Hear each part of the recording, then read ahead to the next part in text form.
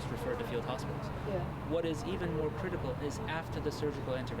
As health actors, we are treating those wounded from incidents that are happening every day. And of course, what is critical is that there are those people who are trapped inside West Mosul, and there are large numbers of displaced. I think the current data is showing that at least 172,000 people have actually fled Western Mosul. It is our understanding that there was an incident, and we have worked with the local health actors, and they've confirmed at least 100 are dead. There is aid for those who require it.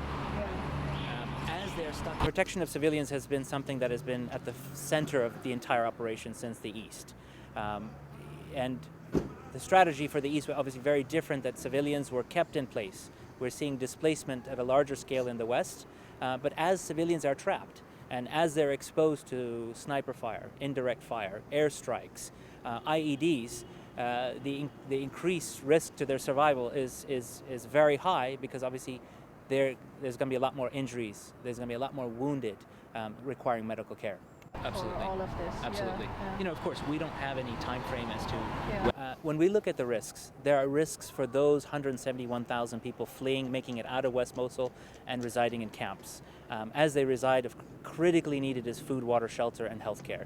They're coming out of an environment that they haven't had access to healthcare over a number of years. To give you an example, there have been children that have been unimmunized, women that are pregnant requiring medical care. So that's one part of risks that we are stepping up aid for. The other part is for those that are trapped and wounded inside West Mosul. When we start looking at the injury pattern, we start to see that there are a number of civilians that are wounded, require surgical care because they've got injuries to the chest, injuries to their lower levels, as well as to the head. And this requires us to have a sophisticated level of medical care in order to stabilize and treat. Given the risk profile that I've just painted, one of the strategic arms and interventions that WHO is working on with aid actors is stepping up what we call stabilization capacity on the front line. And what does that mean? That means we have medical workers working very close on front lines to be able to capture those that are wounded and injured. Once they're stabilized, then they are then referred to field hospitals.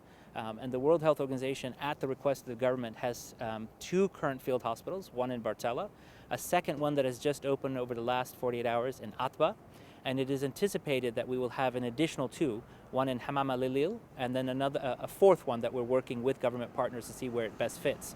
And this is also putting surgical care.